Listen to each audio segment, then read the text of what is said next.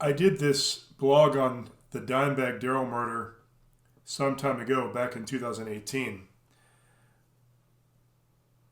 But I do occasionally still get emails from people asking me to send them the investigative report related to this incident or pictures. And I try to let people know first, you can get this information yourself. I don't have any special access. If you're a citizen of the United States and you're interested in information about someone who got killed or someone who died, doesn't have to be a famous person. Almost always you have the right to access that information through the Freedom of Information Act request system. And a lot of times it's free or just very cheap. You just pay for the materials or, just very minor fees. Most of it's online now. You don't have to pay anything. The information gets uploaded through the county's website.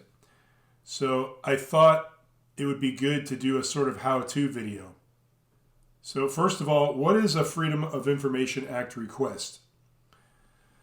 The Freedom of Information Act, or FOIA abbreviated, is the United States federal Freedom of Information law that requires the full or partial disclosure of previously unreleased or uncirculated information and documents controlled by the U.S. government, state, or other public authority upon request. The Act defines agency records subject to disclosure, outlines mandatory disclosure procedures, and includes 9 exemptions that define categories of information not subject to disclosure.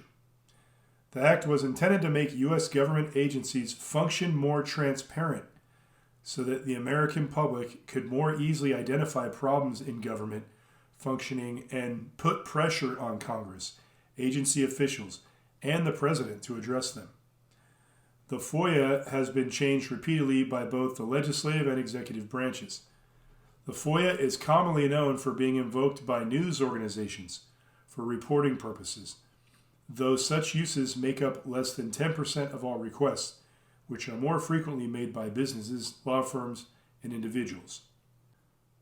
So, in the last episode of Off the Cuff, I talked about Andrew Wood. I talked about lyrics of one of the Mother Love Bone songs. But at the end of the video, I mentioned that I want to do a blog about him. I've been wanting to for a long time, to look at the details regarding his death and what occurred there. Because there is a little bit of mystery, and I do suspect there might be something there that fans would want to know about, and of course myself being a fan. And as I looked into this, I began to realize that I did this already some time ago. I kind of hit a brick wall. So this is going to be an example of when you try to do a FOIA request and it's not that easy. The Chris Cornell one, investigative report was fairly easy to get. The Dimebag Darrell, the Royce Robertson, a lot of counties that you will contact to get Freedom of Information Act requests. A lot of them are run pretty well, pretty user-friendly, but this one's different. So let me show you how this works, all right? So look, we're at Wikipedia. I'm always going to Wikipedia just because it's a starting point. So we look up Andrew Wood, and what we want to find out is his real name, because that's what they ask for a lot. So you've got the whole name there, Andrew Patrick Wood. You want to know the day he was born, so there you have it right there, January 8th, 1966. And you want to know the day he died, March 19th, 1990, and you also want to know the place. Because the way it works is the county that the person dies in is the county that you need to contact for the information, because that's the county that generally conducts the investigation. So the county isn't the same as the city. Although in some cases a city can be the county as well. So the part about his death is pretty short. On March 16th, 1990, Wood was found in a comatose state by his girlfriend, having overdosed on heroin. Now, this is kind of confusing because, he was found in a comatose state by his girlfriend. So he wasn't dead. They don't say where he was found, but, I assume it was at the place that him and his girlfriend lived in Seattle. I'm pretty sure they lived in Seattle, but we don't have the address. And he was taken to Harborview Hospital and placed on life support. If you look up Harborview Hospital, that's in Seattle. On March 19th, physicians suggested that Wood be removed from life support, and he was pronounced dead at 3:15 that day. So you see, the original incident was on March 16th, 1990 at the apartment, but he didn't actually die until 3 days later, March 19th, at the hospital. The official cause of death recorded on Wood's death certificate is hypoxic encephalopathy. Okay, so according to Wikipedia, we have the date of death, which is March 19th, 1990. So if he died in Seattle, we need to find out what county Seattle is in.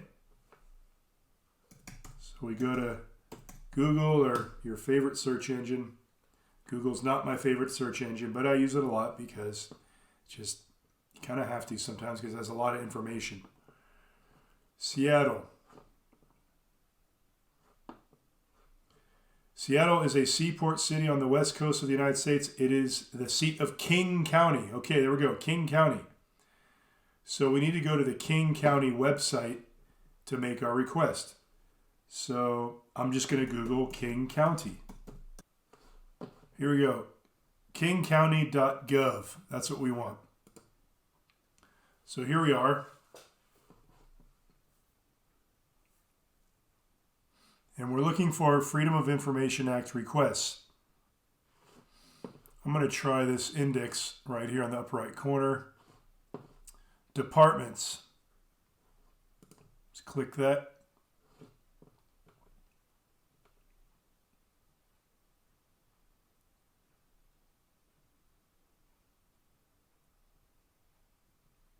All right, I don't really know what to look at, so I'm going to try something else. I'm going to go back and Google King County, and then I'm just going to put FOIA requests. Oh, and it actually comes right up as a suggestion. So I click this, and this is at a site called kwc.gov.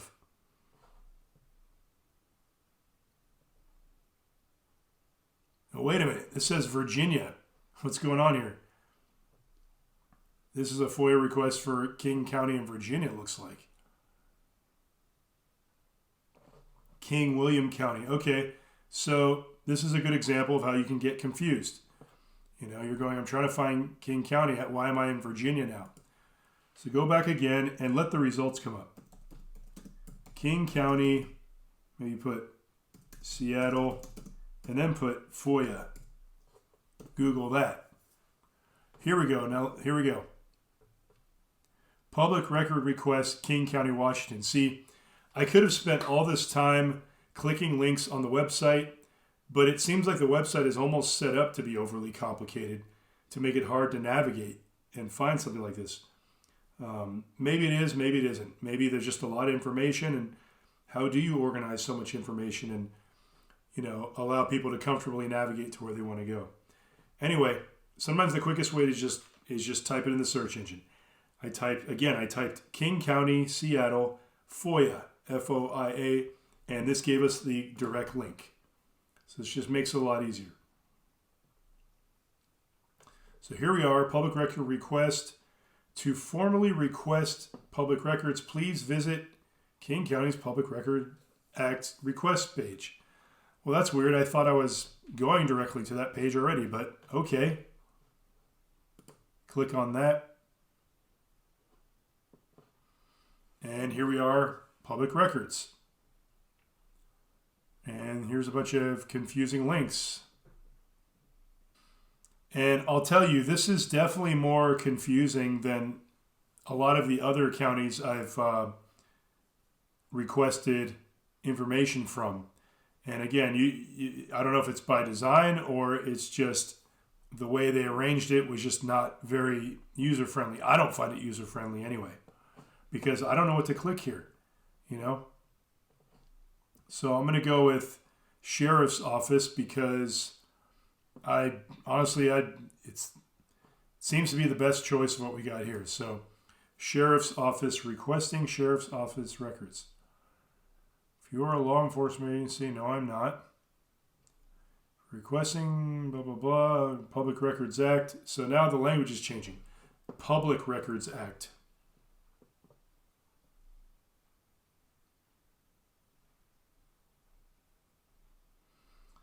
Okay, I'm going to guess that we want to click on Public Disclosure Request. Notice how many pages we're clicking through here. Again, it's not this complicated usually. This is a good example of a more difficult FOIA request that might take a little more effort and diligence. Now we're at a different page, but this is starting to look more like what I wanted to see early on. Search information about public records. I don't know if I really want to look at that. Submit a request as a law enforcement, government agency, or an insurance company. Well, I'm none of those. Submit a subpoena. I don't have subpoena power. Submit a public disclosure request. That must be it. Because I'm the public and I want the information that's disclosed through the FOIA system. Click here to request records to include case records, employee files, blah, blah, blah. Now, obviously, I assume 911 was called when Andrew Wood was found unresponsive from the apartment. I don't know that a cop showed up, but I'm starting here. And I might hit a wall, but this is, just see where it goes. Okay, so here we are. And it looks like you need to have an account. To submit a public records request online, you must create an account through the King County Sheriff's Office online request system. Simply click Create Account. The contact email field is required so that we can yada yada. Okay, well that's annoying, but if I got to create an account to get this record, that's what I'll do. So now I'm logged in, and here we go. It says a public record is any record relating to the conduct of the King County Sheriff's Office business and which is prepared or retained by the King County Sheriff's Office. The record may be in a variety of forms such as writing, a recording, a picture, yada, yada, yada. Your public records request is not a confidential record. Your request is itself a public record. It can be requested by others, and our office may forward your public records request to the departments holding records and to third parties who have an interest in the records you have requested. Now, I need to make an important point here. In my experience, you don't have to use your real name to request these records. I never have, actually. I don't think I have because, I'm a paranoid guy. So, believe it or not, you don't have to submit ID or anything. So if you're worried about that kind of stuff, you really don't need to. I mean, if they really want to find you, they'll find you. They use their IP address or whatever high-tech stuff they got, But you don't have to use your regular name, and you can use whatever email you choose for contact or for logging into account. So record selection, I would think there would be a 9/11 recording, so that seems applicable. Camera video, well, this was in 1990. Well, okay, fine, let's just click it. Let's just click everything. Why not? And so I think what I typed here was, something like all records related to the death of Andrew Wood. And I put his full name and his date of birth and date of death. I put all that in there. And I figured that covers it all because, every record related that they have. We are still, I guess, in the sheriff's, section of the FOIA. So the sheriff might not have all that information, but hopefully they'll send me what they do have and can refer me to a different department if, I need information from the hospital or whatever. Preferred method to receive records. You see electronic via record center. So that would be inside this website right here. But you've got options. Electronic email, on-site, pick up copies in person, regular mail, they can mail it to you. So there's all these options available. In my experience, when they mail you items, you have to pay just the cost of a CD or the package, whatever they send you. It's usually $5 or something, $10 at the most. I am requesting records as a member of the public, because that's what I am.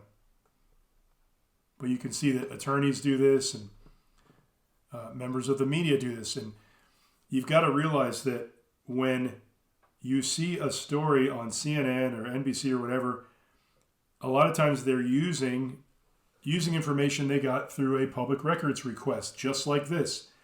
And they're reading through it and they're interpreting it their own way, and then they're telling you what they want to tell you. They don't necessarily have to tell you the truth. They can lie about what's in there, or they can selectively edit out what they don't want to talk about. And, most people don't want to go through the trouble of doing all this, because it's actually not that fun doing this, what I'm doing right here. So it's important to realize that because we're not willing to do this, we can't go double check what the media says is in a report, an investigative report. So they could be flat out lying or misinterpreting that information, like they did in the case of Chris Cornell, and most people wouldn't even realize it, and they just sort of go, oh, okay, yeah, ABC's right, CNN's right, New York Times is right, but they may not be. They may be just lying to you completely, and they do it. As shocking as it seems, you can order one of these things and look at it and compare it to what the news reported, and you can come to the same realization I did, which is, oh my God, they really do lie. They just do it. It's just a fact. It's one thing to say, oh yeah, I know the news lies, but it's another thing to really have it spelled out in your face and really see it. That's another animal right there. So I don't have the report or incident number, so I'll leave that blank. For the date range, I think I used, the date that Andrew Wood was found unconscious in his apartment to the date that he died, according to Wikipedia. Client name, I put Andrew Wood's name here. Name of persons involved, I put Andrew Wood. I guess I should probably put Zena Fuente, also his girlfriend. Exact number and address of the offense incident, I don't have that, but I do have the Harborview Medical Center address, so I can type that in there. That's what I would do. Type of requester, individual. I'm not the government, I'm not the media, I'm not a law firm. So once all of this is selected, then you go ahead and submit it after you type these numbers. And you get a message that says, we'll get back to you within, I think it's 5 business days. So let's go over to My Request Center. So here's the request I made. It's in progress. And here you go. All materials related to the death investigation of Andrew Wood. So here was the first response I got. So I made the request on November 6th, 2023. And here's the response I got a few days later. Thank you for your request made via the King County Sheriff's Office, KCSO, online request system on November 6, 2023. You requested all materials related to the death investigation of Andrew Wood. Using information provided, the KCSO Disclosure Unit performed a search in IRIS and Mark 43, our records management systems, CAD, our computer-aided dispatch system, and Sector, our electronic citation program, as well as various court and jail databases, and was unable to locate any records responsive to your request. If you are able to provide a KCSO case number, officer name, date and location of the incident, or any other searchable information, such as a middle name for the person whose record you are seeking, that will better help us fulfill your request, please let us know. If we do not hear from you by December 8, 2023, we will consider this request closed. If this incident occurred within the city of Seattle, we suggest you also contact the Seattle Police Department. For records that may be responsive to your request, you may contact them at the following. Now, what's frustrating about this is they're saying I could have provided more information, such as middle name. Well, I did provide the middle name in the original request. I'm almost positive I did. They're telling me to put the date and location of the incident. Well, I did put the dates, and I put the location of Harborview Medical Center. So they did have a location. And then they're saying here, if it occurred in Seattle, maybe contact the Seattle Police Department. Well, I thought that's what I was doing. As you can see, I've kind of gotten nowhere here. I did respond back to that message, and I gave the middle name, and I gave a little more information, so I'm waiting to hear back now from that. Now, as I'm reading this, I'm remembering that I did kind of look into this some time ago. And here's the thing. If someone dies inside a hospital, does that mean that you need to contact that hospital directly to get those records? Is it no longer publicly available information, or is there just a different hoop I got to jump through that I haven't really had to jump through before? Because in the case of Nathan Gale with Dimebag Darrell, he died at the Alrosa Villa Club in Columbus, Ohio. So, that was a public area. I was able to get the information no problem, including autopsy and, certain medical information. The case of Chris Cornell, he died at the MGM Grand. So, I was able to access information there. But maybe it's different when someone gets taken to a hospital. I do believe I attempted to call, I don't remember who I called. I called somebody, and I think they told me that I wouldn't be able to access any of the information regarding Andrew Wood through the hospital, because that goes to, next of kin only, or, legal entities. But then where does that leave us with the public disclosure? Is the public disclosure, is our rights more limited when someone dies inside a hospital? This is a little confusing. As I said, this is not a normal situation. So, I'm backtracking here and remembering what I already did before a year or so ago when I looked into this. So I'm going to keep trying here, and I will keep you up to date. And if I get a hold of the information, then I will make a long blog about it.